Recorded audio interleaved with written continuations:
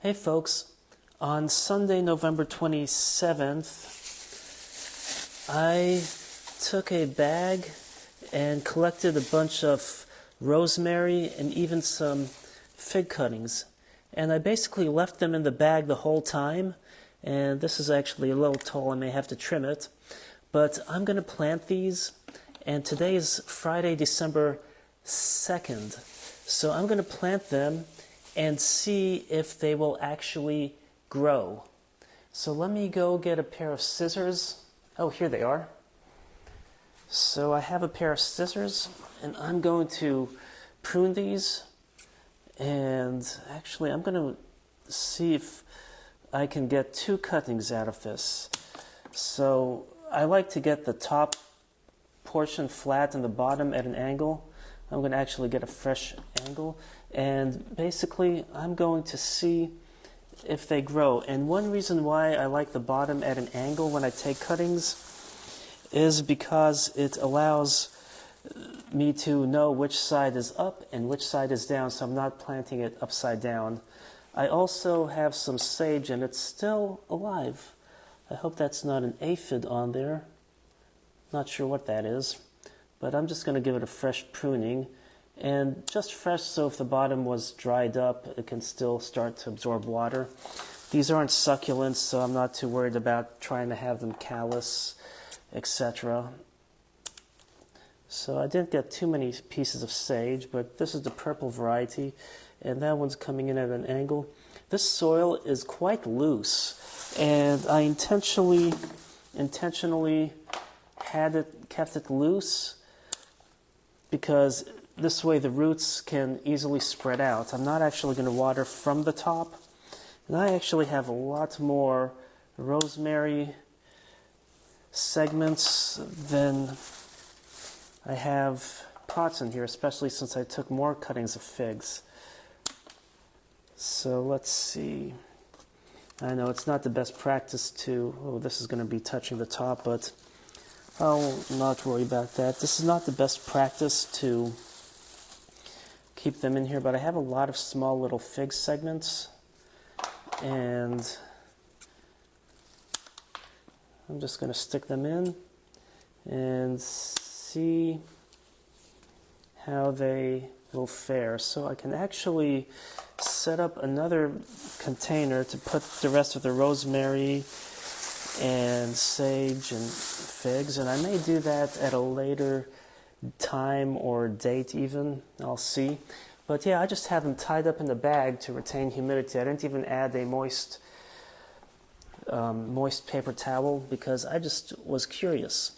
So I'm just going to give it a good watering from the bottom and let the soil just slowly absorb it. And by doing so, I'm not watering from top to let the soil compact, to ensure that it does root. And I'm going to give it a really good watering, so I'm going to do the whole watering can. And it's not a very big watering can anyway, but this way I give it enough time to root. And then if it soaks up all this water, I could always add more. But now all I need to do is cover it, place it under a grow light, and I'll get to see how it fares. It's a nice humidity, so hopefully it will grow. So we will see. Just to give a timeline, I ended up doing 3 bins. So I cut these stems on November 27th, which was a Sunday. That following Friday, December 2nd, is when I planted them. And then on Monday, December 5th, I finally got some cuttings for figs that I purchased online. And they were delayed a couple days in shipping, but I planted them here.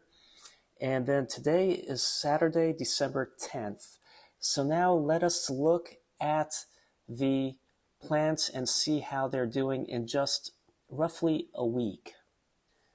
So this first tub, I reused some soil and it had gnats, so I've had some gnats growing in here, but I have managed to get rid of them. I don't see any at the moment, so that was good. I used a small vacuum to suck them up, as well as some insecticidal soap that I bought in a spray bottle from Lowe's. And you can see that these were the Bensonhurst Purple, also known as Chicago Hardy figs, and they're actually showing growth already. I'm sure the roots aren't fully established yet, but just in a week they've shown some growth. So these three at least are going to make it.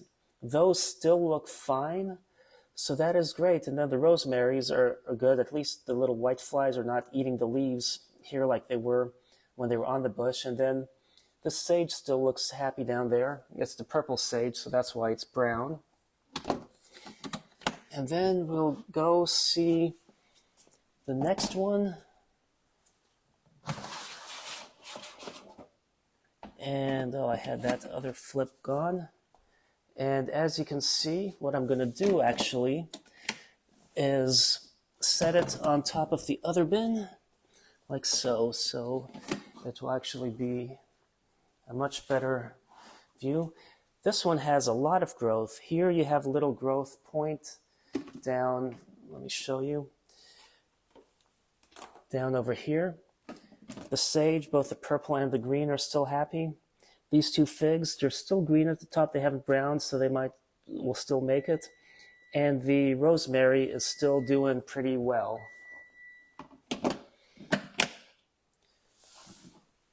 So now we'll look at the next grouping. I'm actually going to save these for last and show you this one. So over here, I cut off a piece of Italian everbearing, and it was basically just on the patio in a pot. And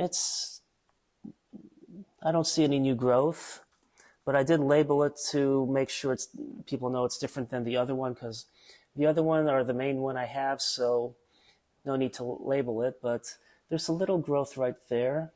And then the rosemaries are still alive. And now we get to the final one, the ones I planted on December 5th. So in just 5 days, I'm seeing some fresh growth here and there on these two. I didn't put anything in these pots, or the other one there. But anyway, as you can see, this method for propagating plants really works. And even if it's a few days, I just had them in a paper bag. A plastic bag.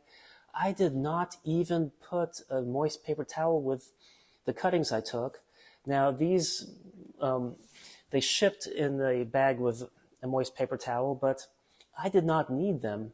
And you can see, it looks like they might all make it. Well, I hope you enjoyed this video. Thanks for watching.